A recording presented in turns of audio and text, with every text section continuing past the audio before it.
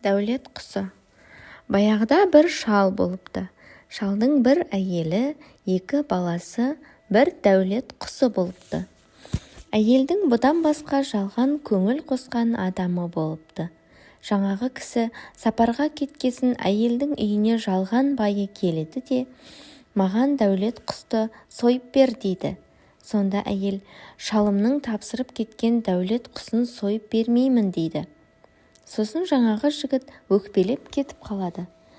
5-6 күн өткен соң әйел жігітті шақырып алып, болмас енді деп дәулет құсты аспазшыға сойдырып, өздері молдаға кетеді. Молда былай дейді: бұл дәулет құстың жүрегін жеген адам алтын түкірік түкіреді дейді. Бұлар енді үйге келсе, оқудан келген шалдың екі баласының үлкені дәулет құстың жүрегін, ал екіншісі тобығын жеп қойыпты.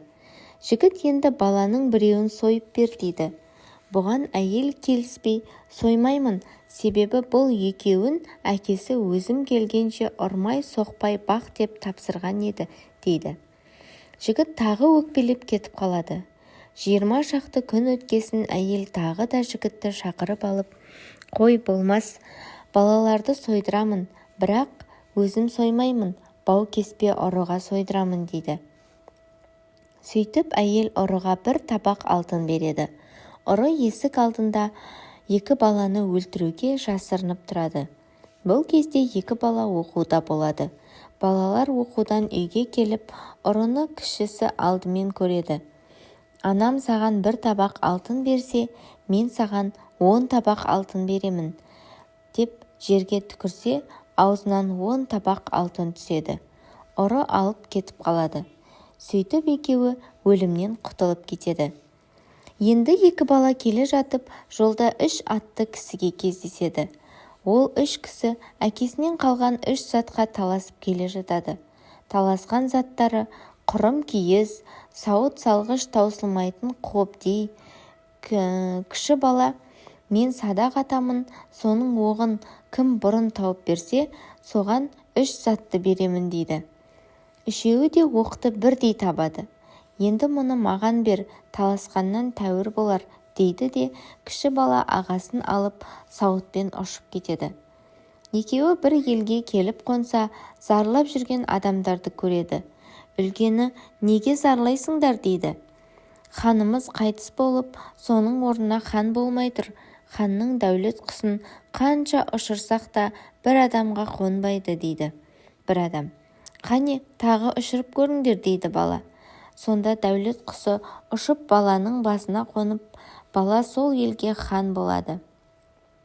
Ал кішісі сауытпен ұшып кетеді.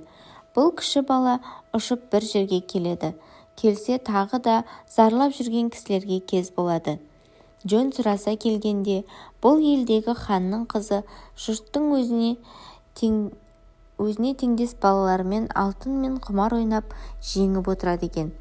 Сосын жеңілген кісіні өз қолымен шауып тастайтын болған. Осылайша халыққа зиян келтіріп отырыпты. Бұны естіген кіші бала: қане, менімен ойнап көрсін дейді. Ойынның шарты, қарсы жақтағы кісіні 10 рет жеңсе, ол кісі ұтқан болады екен. Кіші бала ханның қызының алтынын таусыңқырап 9 рет жеңсе, ол кісі ұтқан болады екен. Кіші бала ханның қызының алтынын таусыңқырап 9 рет жеңіпті. Қалғанын ертең ойнармын, деп қыз таянған өлімнен құтылудың жолын іздестіре бастайды. Ол үшін айлакер мыстанға келеді. Қыз болған оқиғаны түгел мыстанға айтып шығады. Осыны жеңудің амалын тауып бер дейді.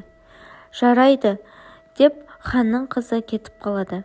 Баланы шақырып алып, мас қылып, құсқан уақытта аузынан түскен тобықты тығып тастайды. Бала дені түзелгесін жерге түкіреді. Түкірсе, жай адамға тән кәдімгі түкірі түседі. Ертеңіне қызбен тағы ойнайды. Бірақ қасиетті тобығынан айырылып қалған баланың алтыны таусылып қалып, қатарынан 10 рет жеңіледі. Ханның қызын өлтіру үшін баланы дарға алып келе жатады. Сол уақытта бала айтады: ақырғы тілегім бар, халық арасында бірер сөз айтайын. дейді де тысқа шығып алып сауытына мініп ұшып кетеді. Опық жеген ханның қызы қалып қояды. Бала бір жерлерге келгенде орман тоғайдың арасына қонады. Бұл жерге піскен ақ алма, қоңыр алма, қызыл алма тұрады. Қызыққан бала ақ алманы жесе қасқыр болады, ал қызыл алманы жесе сұлу жігіт болады. Бала осылайша орманды кезіп жүре береді. Бір күні баланың алдынан кемпір шығады.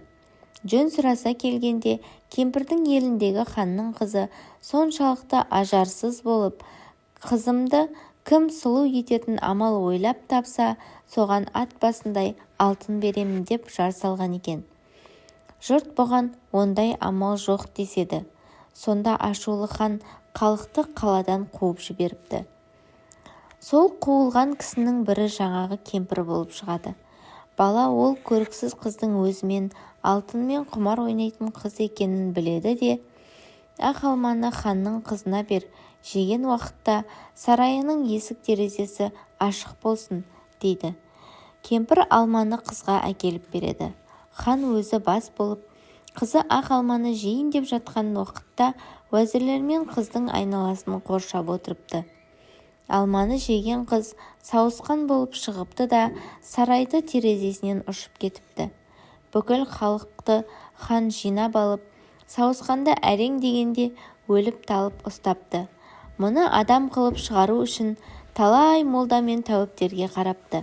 Сонда да жазылмапты. Бұны естіген бала ханға келіп, мен қызыңды адам қылып шығарайын. Сөйтіп, ол қызды біресе қасқыр, біресе сауысқан етіп сабайды.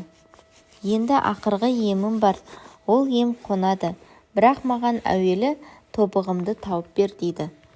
Тобықты алғасын бала қызды сұлу етеді. Хан балаға алтын сапты қылыш береді. Бала ханға, мен бүгін кетуім керек, халықты жина, оның ішінде қызың да болсын, дейді. Хан жарайды деп жұртты жинайды. Мен кетемін, бір-екі ауыз сөз сөйлеймін деп бала қылышты жоғары көтеріп, ханның қызының басын шабады да сауытына мініп ұшып кетеді. Келіп бір жерге түседі. Осы жерде қайыр сұрап жүрген ағасын көреді. Бұл қалай деп таңырқап ағасынан жөн сұрайды. Мені әлі баласың деп тақтан алып тастады. Басқа біреу хан болды, дейді ағасы. Олай болса, мына ақ алма мен қоңыр алманы хан мен уәзірлеріне бер, дейді де ағасына бір қапшық жаңағыдай алма арқалатып ханға жібереді. Хан уәзірлерімен алманы жеп, бірі сауысқан болып қаңғып кетеді. Екі бала, біреуі хан, екіншісі бас уәзір болып ел билеп, қызықты дәурен сүріпті.